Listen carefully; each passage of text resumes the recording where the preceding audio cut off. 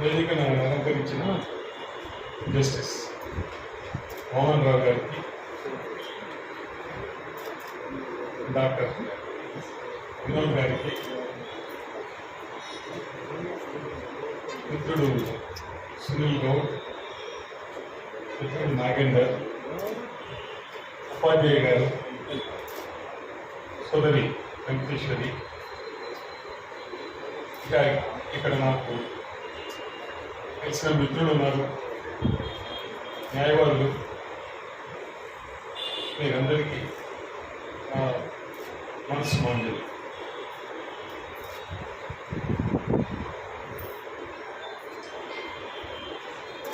మీరు సభలో వెంకటేశ్వర గారు కానీ, పెద్దలైన మోహన్ రావు గారు కానీ, మిత్రుడు సునీల్ కానీ, డాక్టర్ వినోద్ గారు కానీ చెప్పిన ఆ ప్రశంసలకు నేను అర్హుడనో కాదో కానీ మంచి మాట విన్నప్పుడు చిన్నపిల్లలాగా నువ్వు మంచివాడివి, నువ్వు బుద్ధిమంతుడివి అని చెప్పినప్పుడు పిల్లవాడు ఆనందపడతాడో లేదో నాకు తెలియదు, కానీ ఒక పర్పస్ అయితే సర్వ్ అవుతుంది. ఏమిట్రా అంటే, ఇప్పుడైతే మనం పిల్లవాడి నువ్వు చాలా బుద్ధిమంతుడుగా బిడ్డ, నువ్వు చాలా మంచివాడివి, చాలా ఏదైనా నువ్వు ఏది చెప్పినా అప్పుడు ఏమవుతుందంటే, పిల్లవాడు అప్పటి వరకు కాస్త అలర్ట్ చేసేవాడైనా కూడా అప్పటి నుంచి బుద్ధిమంతులుగా ఉంటాడు.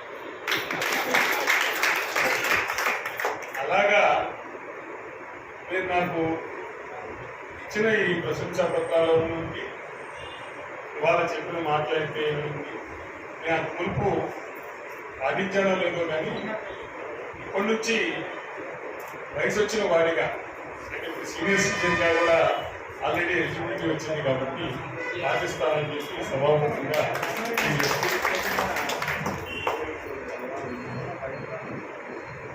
ఇక్కడ కూర్చొని ఓహో నేను మంచి పనులు చేశానా అని చెప్పి నాకే ఆశ్చర్యం వస్తుంది. ఎందుకంటే సమాజంలో మంచి పని చేస్తే సమాజం గుర్తిస్తుంది, సమాజంలో గుర్తుపెట్టుకునే వాళ్ళు ఉంటారు అనే విషయం ఇవాళ కూడా ఈ సమాజంలో కూడా అది జరుగుతుంది అని చెప్పి మీరు దాన్ని నిరూపించారు, నిర్ధారించారు. దానికి చాలా సంతోషం. ఎందుకంటే సమాజంలో చాలా అవసరం ఇది.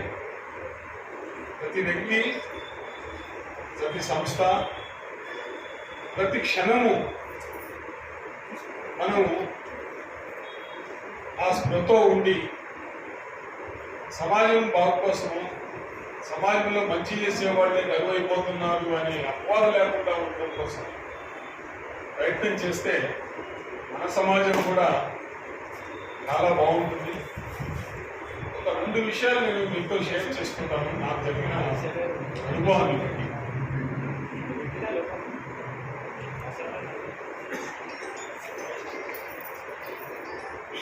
చాలా మందికి తెలియని విషయం ఏంటంటే, మా తండ్రి గారు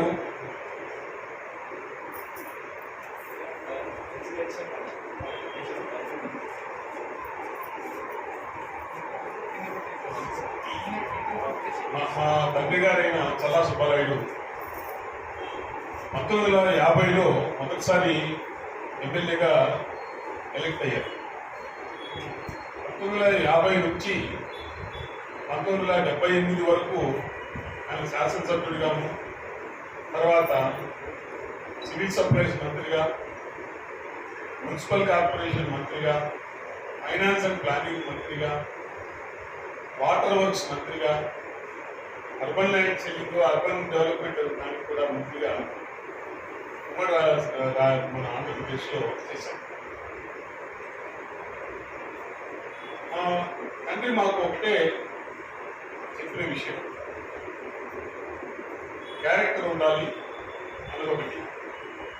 మనం చేయగలిగినది మనం చేసుకుంటా పోవాలి, ఎవరికి ప్రారంభం ప్రకారం, ఎవరి కర్మానుసారం వాళ్ళకు ప్రాప్తం ప్రకారం వాళ్ళకి దక్కి దొరుకుతుంది. ప్రారంభ కర్మను ఎవరు తప్పించలేదు అనే దాన్ని ఆయన దృష్టిలో పెట్టుకొని సమాజ సేవ కోసం ఆయన చేయగలిగినంత చేశారు. నేను 96లో అలాంటి తండ్రి గారు అయిన ఉన్నాను. కానీ ఏ రోజు కూడా మా కుటుంబం ఆర్థికంగా స్ట్రాంగ్గా లేదు. ఎందుకంటే మా నాన్నగారు చనిపోయే టైంకి 91లో మేము ముగ్గురు అన్నదమ్ముల్లో మేము పంచుకున్న ఆస్తి 1,50,000. కానీ ఇవాళ నన్ను చూసిన వాళ్ళు కానీ, గత 20 సంవత్సరాల్లో నన్ను చూసిన వాళ్ళు కానీ ఎవరికి కూడా ఆ విషయాలు తెలియడానికి అవకాశం కూడా లేదు. అలాంటి బ్యాక్గ్రౌండ్ నుంచి వచ్చిన వాళ్ళని కష్టపడి ఏదో వచ్చిన తర్వాత 96లో నేను మొదటిసారి దాదాపు 8 సంవత్సరాలు తలెత్తకుండా పనిచేసిన వాడిని 96లో సింగపూర్ వెళ్ళడం ప్రదర్శించాను. సింగపూర్లో దాదాపు 3 రోజులు ట్రిప్ కోసం వెళ్ళిన వాడిని సింగపూర్, మలేషియా అంతా 8 రోజులు చూసిన తర్వాత నాకు మిత్రుడు సింగపూర్లో ఉండడం వల్ల ఆ ప్లేస్ నచ్చి 10 రోజులు ఉండిపోయాడు. నా స్నేహితుడి ఇల్లు ఉంది. నా స్నేహితుడి భార్య అమ్మాయి నాకంటే చాలా చిన్నది. వాళ్ళు ఉద్యోగానికి వెళ్ళిపోయేవాళ్ళు. మేమేదో కాసేపు పడుకొని లేచిపోయి అలా తిరిగేసేసి వచ్చి మళ్ళీ వాళ్ళు మా మిత్రులు ఇంటికి వచ్చే టైంకి 6 గంటలకు ఇంటికి వచ్చే టైంకి అందరూ సరదాగా తగ్గి ఉండేవాళ్ళు. 10 రోజులు ఉన్నారు. 10 రోజుల తర్వాత నేను వెనక్కి తిరిగి వచ్చిన తర్వాత మన హైదరాబాద్లో పరిస్థితులు కానీ, మన రోడ్డు మీద పరిస్థితులు కానీ, మనకు జరుగుతున్న సమాజంలో ఉన్న డిసిప్లిన్ ఇవ్వండి, ఇండిసిప్లిన్ ఇవ్వండి, అవి చూసి నాకు ఒక రకమైన డిప్రెషన్ వచ్చింది. డిప్రెషన్ ఎందుకు వచ్చిందంటే, అంత చిన్న దేశమైన వాళ్ళు అంత బాగా ఉండడం ఏమిటి, అన్నీ ఉన్నాయి అని చెప్పి మనం గొప్పలు చెప్పుకుంటే మన దేశంలో ఏమీ లేకపోవడం ఏమిటి, ఇంత డిసిప్లిన్గా ఉండడం ఏమిటి అనే భావన కలిగింది. సరే, అది అయిపోయింది. మళ్ళీ 2002లో 2003లో ఈసారి దుబాయ్ వెళ్ళడం పరిస్థితి. దుబాయ్ నుంచి వచ్చిన తర్వాత మళ్ళీ అదే ఫీలింగ్. ఏమీ లేదనే దేశంలో దుబాయ్లో మీరు వెళ్ళి చూస్తే ఎగ్జిబిషన్లో 1974-70 వరకు కూడా మన రూపాయే వాళ్ళ కరెన్సీ. వాళ్ళు ఒప్పుకోకపోవచ్చు, కానీ మన రూపాయే కరెన్సీ. 1967 వరకు దుబాయ్లో ఏమీ లేదు. ప్రతిదానికి మన భారతదేశం మీద డిపెండ్ అయిన వాళ్ళే. కానీ ఇవాళ దుబాయ్ చూస్తే అందరూ మేమే గొప్ప అంటున్నారు. ప్రపంచ దేశాలన్నీ కూడా దుబాయ్కి అవుతున్నారు. ఇవాళ హైదరాబాద్లో చాలా హోటల్స్ కానీ, చాలా హాస్పిటల్స్ కానీ దుబాయ్ పెట్టుబడిదారులే వేరే వేరే మార్గాల ద్వారా పెట్టుబడి కంట్రోల్ చేస్తారు. మళ్ళీ అగైన్ నేను అదే డిప్రెషన్లోకి వెళ్ళిపోయాను. 2007లో అమెరికా వెళ్ళి వచ్చాను. ఆ వెళ్ళడానికి ముందు మధ్యలో ఇంకోసారి సింగపూర్ వెళ్తాం, ఇంకోసారి మలేషియా వెళ్తాం, ఇంకోసారి శ్రీలంక వెళ్ళి రావడం చూశాను. మనకంటే చిన్న దేశమైన శ్రీలంక కూడా ఇంత చక్కగా ఉంది, ఆ మాత్రం డిసిప్లిన్ మన సొసైటీలో లేదా అని బాధపడి 2007లో అవకాశం దొరికితే నేను కూడా అమెరికా పోదాము అని చెప్పి అని అమెరికా వెళ్ళొచ్చాను. కానీ వెళ్ళొచ్చిన తర్వాత అవును, నేను పారిపోవడం వలన వచ్చేది ఏముంది, ఏదైనా చేయగలిగితే మనం ఏమన్నా చేయగలమా, ఇక్కడ మన ప్రయత్నం మనం చేయకుండా నేను పారిపోవడం ఏంటి, అది కాకుండా ఎంతమంది మనం అమెరికా పారిపోగలం. భారతదేశం మొత్తం అమెరికా వాడే రమ్మంటే కదా, వాడి అవకాశం కొద్ది, వాడి అవసరం కొద్ది ఓన్లీ సైన్స్ స్టూడెంట్స్కే, ఇంజనీర్ వాళ్ళకు సైన్స్ వాళ్ళకే స్కాలర్షిప్ ఇస్తారు. మిగిలిన ఏ బ్రాంచెస్ కానీ వాళ్ళు అమెరికా వాళ్ళే రమ్మను, లా కోసం రమ్మను, ఎంబీఏ కోసం రమ్మను, మిగిలిన ఏ విషయం కానీ మంచి జర్నలిస్ట్ అయినా రమ్మను, రైటర్ అయినా రమ్మను. కానీ సైన్స్ వాళ్ళకు, ఇంజనీరింగ్ వాళ్ళకు మాత్రం రమ్మంటారు. ఎందుకంటే మన మేధా సంపత్తిని వాళ్ళు వాడుకొని ప్రోడక్ట్స్ అని తయారు చేసి మనకే మళ్ళీ అమ్ముతారు. ఆ 2007లో వెళ్ళొచ్చిన తర్వాత, ఇది జరిగిన తర్వాత మనం కూడా ఏదైనా సమాజంలో కంప్లైంట్ చేయడానికి నాకు హక్కు లేదు, భారతదేశంలో ఉన్న ప్రతి ఒక్కరూ అమెరికా పోలేరు, సింగపూర్ పోలేరు, మలేషియా పోలేరు, ఇంగ్లాండ్ పోలేరు. పోగలిగితే ఒక 1% కంటే ఎక్కువ పోలేరు. మరి దీనికి మార్గం ఏమిటి అని అంటే సమాజంలో మనమందరం కూడా ఒక పౌరుడిగా మన బాధ్యత ఎరిగి పౌరుడిగా మనం ముసలిపోవడం ఉంది. అది ఎంత చిన్న విషయంలో స్టార్ట్ అవ్వాలి అని అంటే రోడ్డు మీద వెళ్ళేటప్పుడు బండి నడిపేటప్పుడు నా స్కూటరు అవతలాన్ని ఓవర్టేక్ చేసుకోదామనే యాంగ్జైటీ లేకుండా వాడు నాకంటే ముందెళ్తున్నాడు, వాడు వెనకాల పోతాము. ఎమర్జెన్సీలో పోవడం వేరే.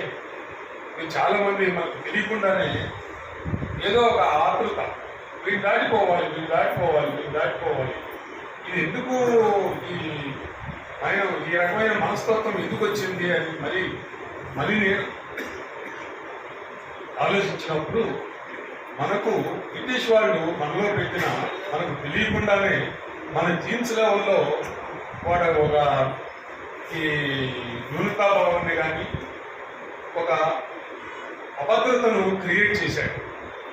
అవతలాన్ని ఓవర్టేక్ చేసి పోకుండా ఉంటే, అవతలాన్ని వాడిని ఎట్లా వాడి కిందికి లాగి పోకుండా ఉంటే నేను ముందుకు పోలేను, నేను సమాజంలో నిలబడలేను అనే ఒక రకమైన అభద్రతా భావాన్ని మన అందరిలోనూ, అంటే డీప్ రూటెడ్ సైకలాజికల్ లెవెల్లో వాడు మనకు సీడేసి వదిలేడు. అది ఎంత అంటే మనం కాన్షియస్గా చాలా ప్రయత్నపూర్వకంగా వదిలించుకుంటే తప్ప అది మనం ఇవ్వదు. నేను సభాముఖంగా దీని విషయం చెప్తున్నాను కాబట్టి మీరు ఒక్కసారి ప్రయత్నం చేసి చూడండి. అవును, నాకు అంత అవసరం ఏముంది, ముందు కారు ఎవడు పోతున్నాడో, ముందు స్కూటర్ ఎవడు పోతున్నాడో వాడిని దాటుకొని పోవాల్సిన అవసరం ఏముంది, నేను అర్జెన్సీలో ఉన్నానా అనే మీరు ఒక్క నిమిషం ఆలోచిస్తే అప్పుడు మీరు ప్రశాంతత ఉంటుంది. అలా మీ దగ్గర చేయగలిగిన రోజు మీలో మార్పు వచ్చేస్తుంది, మన సమాజానికి మార్పు వస్తుంది. ప్రతి ఒక్కరికి ఇవాళ మనకు రాజకీయంగా లీడర్షిప్లో వాళ్ళు చెప్పాల్సిన విషయం, లేకపోతే స్కూల్లో టీచర్స్ చెప్పాల్సిన విషయం. ఇవాళ సివిక్స్ అన్నది నేర్పించడానికి బడిలో కూడా నేర్పించట్లేదు. రోడ్డు క్రాస్ చేయాలంటే ఇవాళ నా కూతుర్ని నేను రోడ్డు మీద వదిలేసేసి అమ్మ నువ్వు రోడ్డు క్రాస్ చేసిరా తల్లి అని చెప్పగలిగే ధైర్యం నాకు లేదు. ఢిల్లీలో మన ఆడపిల్లలు వెళ్ళి, మన సౌత్ ఇండియా నుంచి ఆడపిల్లలు వెళ్ళి నిలబడగలుగుతారనే ధైర్యం వాళ్ళకి. ఎందుకంటే మన పద్ధతికిను అక్కడ పద్ధతికిను చాలా తేడా ఉంది. అక్కడంతా రఫ్ అండ్ టఫ్ పంజాబీలు అయితే కానీ సర్దార్ గారు, ఎందుకంటే చీఫ్ జస్టిస్ గారు పంజాబీ, ఆ వల్ల నాకు కోపం వచ్చి మళ్ళీ నన్ను ఏమన్నా మిస్అండర్స్టాండ్ చేసుకుంటుంది. రఫ్ అండ్ టఫ్ పంజాబీలుగా ఉంటే తప్ప, అరవగలిగితే తప్ప అక్కడ సర్వైవ్ కాలేము. నేను సుప్రీంకోర్టులో ప్రాక్టీస్ పెడదామని ఆలోచించినప్పుడు నాకు ఒక ఆయన చెప్పింది ఏంటంటే, నువ్వు నీ వల్ల కాదురా అది, మీరు ఏదో లా చెప్తారు, వాడు లా కాదు, వాడు లౌడ్గా చెప్తాడు అని చెప్పి. వాడు నేను చెప్పనివాడు, వాడు చెప్పే లోపల నువ్వు వాడి మీద పడి కలిసి చెప్పగలిగితేనే నువ్వు ఆర్గ్యుమెంట్ వింటారు, లేకపోతే వినతా బాగుంటుంది. అది నిజం కూడా. ఆ యాంగిల్లో ఆలోచిస్తే ఇప్పుడు అంటే సునీల్ గౌడ్ నేను చెప్పాల్సిన విషయం ఆల్రెడీ చెప్పాడు కదా, బార్ కౌన్సిల్ వాళ్ళు చైర్మన్ ఆఫ్ బార్ కౌన్సిల్స్ అందరూ వెళ్ళారు అని. వెళ్ళబోయే 3 రోజుల ముందే నేను నరసింహారెడ్డి గారిని కలవడం జరిగింది.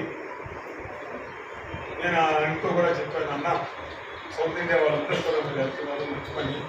ఇప్పుడు మనం నెక్స్ట్ 1.5 years మనం సాధించుకోలేకపోతే మన జన్మలో మనకు ఈ సహకారం కాదు. ఈ సౌత్ ఇండియాలో మీరు సుప్రీంకోర్టు బెంచ్ అన్నా పెట్టండి, సుప్రీంకోర్టు బ్రాంచ్ అన్నా పెట్టండి, లేదంటే మీడియాగా కోర్ట్ ఆఫ్ అప్పీల్ అయినా పెట్టండి. ఇక్కడ అవసరం ఏమిటంటే సుప్రీంకోర్టులో మన తెలుసు ఏదో మనకు సుప్రీంకోర్టు పెట్టాలనే దాని ఉద్దేశంతో కాకుండా ప్రజలకున్న సమస్యలు, ప్రజలకున్న నంబర్ ఆఫ్ కేసెస్ సుప్రీంకోర్టులో, ఇప్పుడున్న సుప్రీంకోర్టులో మొత్తం డీల్ చేయడానికి అవకాశం లేదు. కాబట్టి ఆ కేసుల పరిష్కారం కోసం సౌత్ ఇండియాలో పెట్టాలి, కేసుల పరిష్కారం కోసం నార్త్ ఇండియాలో పెట్టాలి, వెస్టర్న్ ఇండియాలో పెట్టాలి, కేసుల పరిష్కారం కోసం ఈ బాంబేలో కానీ ఇంకోసం కానీ పెట్టాలి. ఏదో సౌత్ ఇండియాలో మనకు సుప్రీంకోర్టు కావాలి కాబట్టి అది కాదు. ఉన్న నంబరు ట్యాకిల్ చేయాలంటే అది పెట్టే తప్ప పరిష్కారం లేదు. మన హైకోర్టులోనే అప్పీల్ కేటగిరీలో టోటల్ 50,000 కేసులు ఉన్నాయి. 50,000 కేసులు అప్పీల్ కేటగిరీలో డీల్ చేయాలంటే ఒక్కొక్క అప్పీల్ 3 రోజులు, ఫస్ట్ అప్పీల్స్లో 3 రోజులు పడుతుంది ఒక్కొక్క అప్పీల్ చేయాలి. ఇది మంచి అనుభవం ఉన్న ఇప్పుడు వామన్ రావు గారు లాంటి వాళ్ళు జిల్లా జడ్జిగా చేసి అనుభవం ఉండి సబ్జెక్టులో నిష్ణాతులైన వాళ్ళు చేస్తే ఒకరోజు అప్పలెంటు, ఒకరోజు రెస్పాండెంట్స్ ఆర్గ్యుమెంట్ విని, ఒకరోజు జడ్జి గారు చదివి జడ్జిమెంట్ చెప్పడానికి అనుకుంటే కూడా 3 రోజులకు ఒక కేసు ఉంటుంది. 210 వర్కింగ్ డేస్ హైకోర్టు అంటే సంవత్సరానికి ఒక జడ్జి చేయగలిగిన కేసులు 70. అప్పీల్ కేటగిరీ 70 కాదు, నాలాంటి సూపర్ డూపర్ జడ్జి అనుకుందాం. మీరే చెప్పారు కదా నేను చాలా సూపర్ డూపర్ జడ్జి అని.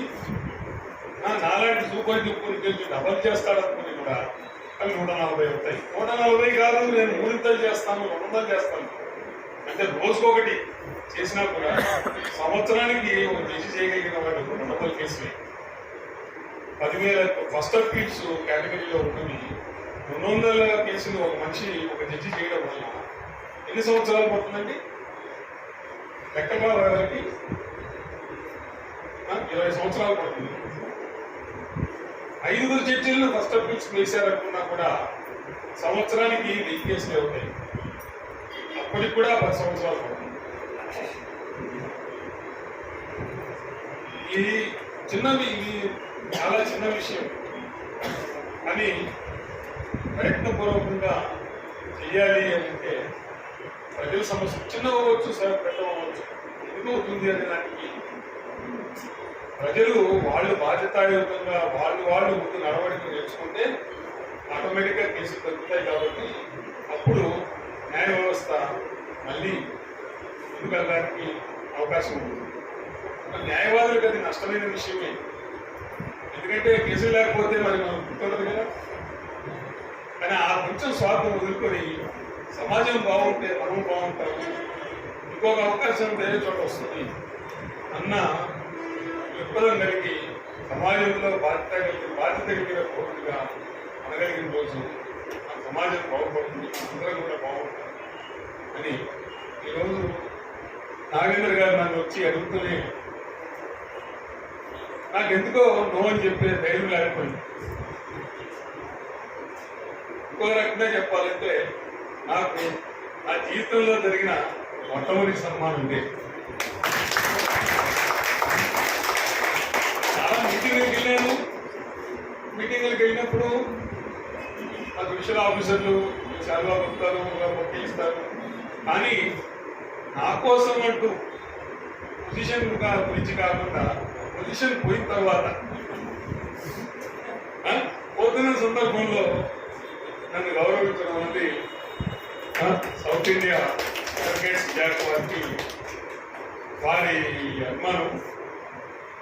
నేను ఒకే ఒక ముక్క చెప్పేసి ముగిస్తాను. ఏ రోజైనా ఏదైనా నేను చేయగలిగింది ఏమన్నా నేను చేయడానికి సిద్ధం, నీతి తప్పకుండా. ఎందుకంటే మా తండ్రి గారు మాకు ఇచ్చిన పెద్ద ఆస్తి అది. క్యారెక్టర్ ఆయన గొప్పగా ఉంటుంది. నాకు ఆ మధ్యన ఎవరో ఒక చిన్న టెంప్టేషన్ చేయడానికి వచ్చారు. నాకు బాగా తెలిసిన వ్యక్తి. నేను ఆయనతో ఒకటే మాట చెప్పాను, అయ్యా మా తండ్రి గారు చనిపోవడానికి 6 నెలల ముందు మా అన్నను నన్ను పిలిచి ఒక మాట చెప్పాడు. ఏమిటంటే, అరే మా అన్నయ్య పేరు ధ్రువకుమార్, ధ్రువ అంటారు. అదే ధ్రువ, నేను ఆస్ట్రేలియా సంపాదించలేదు, నా దగ్గర డబ్బులు ఏం లేవు, నేను ఉపయోగించి కూడా ఏం లేదు, నా దగ్గర 65,000 రూపాయలు మాత్రమే ఉన్నాయి, అది కూడా పెన్షన్ డబ్బులు అని ఈ ముసలి మొప్పున మేము రాయలసీమ కదా కొంచెం మొదట భాష. ఈ ముసలి మొప్పున ఎవరి దగ్గర నేను డైలీ అడగడం మంచిగా లేదా, అందువల్ల ఉంచుకున్నాను. నేను నా కొడుకులు నా బిడ్డలు నేను ఈ స్థాయిలో ఉండాలా, ఆ స్థాయిలో ఉండాలా, మీరు ఉద్యోగం చేయాలా, ఆ ఉద్యోగం చేయాలా అనేది నాకు ఏ రకమైన ఆశ లేదు. ఎందుకంటే మీకు ఉన్న ప్రాప్తాన్ని బట్టి నీ ప్రారంభ కర్మను బట్టి నీకు దక్కేది ఏదో దక్కుతుంది. దక్కితే నీకు ప్రాప్తం ఉన్నది, దక్కకపోతే నీకు ప్రాప్తం లేదు. కాబట్టి నాకు ఆశ లేదు అని నేను చిన్న స్వార్థం ఉంది. నా వరకు నేనేమనుకుంటానంటే, నా బిడ్డలు బజార్లో వీడి ఈ ఫలానా వాడి కొడుకు వీడు వాడు అని చెప్పి ఒక 4 పదాలు వాడాడు. సభాముఖంగా మాట్లాడే చెప్పగలిగిన విషయాలు కాదు.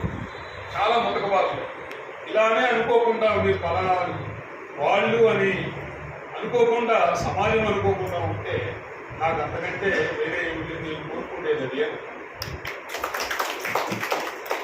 నాకు అవకాశం టెంప్టేషన్ ఇచ్చిన పెద్ద మనిషికి నేను అన్నీ చెప్పాను. 62 ఏళ్ళ వరకు ఎక్కడ మా తండ్రి గారు అడిగిన కోరికలు కాకలేకపోయాను. ఇప్పటివరకు నిలబెట్టారు. ఇంకొక నెల 2 నెలలు నన్ను అది నిలబెట్టుకొని ఉండి అని నమ్మం పెట్టి ఆయన కూడా చాలా తండ్రి చేసి ఏమనుకోవద్దు వచ్చారని అని అన్నాడు. నేను అన్నాను, నేను పూర్వం టైప్ మనిషిని కాదు, నాకు సమాజంలో జరుగుతున్న మార్పు గురించి తెలుసు, నువ్వు ట్రై చేసుకున్నావు అంతే.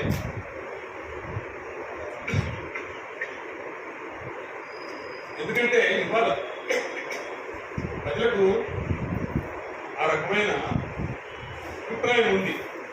ఎవరైనా ఎంతవారైనా ఏం ప్రాబ్లం లేదు, ఇట్స్ మ్యాటర్ ఆఫ్ మనం. నేను కొందరి విషయంలో ఏంటంటే ఎందుకు ట్రై చేయకూడదు, అయితే అయింది లేకపోతే లేదు అని నేను అదే చెప్పాను. అయ్యా మా తండ్రి గారి కోరికది కోరిక నిలబెట్టాము, ఇంకా మమ్మల్ని ఇలా వదిలేయండి అని చెప్పి నేను కోరుకున్న. ఇందాక నీతి లేకుండా నీతి మేరకుండా అని ఎందుకు చెప్పానంటే, ఏ విషయంకి వచ్చినా ఏం చేయాలన్నా నేను ఏదో అవకాశం ఉన్నా చేయడానికి రెడీగా ఉన్నా, కానీ మీరు వచ్చినా నా దగ్గరికి దాన్ని దృష్టిలో పెట్టుకొని రావాలి అని చెప్పి సభాముఖంగా కోరుకుంటూ ఈ అవకాశం ఇచ్చినందుకు, ఈ సన్మానం చేసినందుకు మీ అందరికీ ధన్యవాదాలు.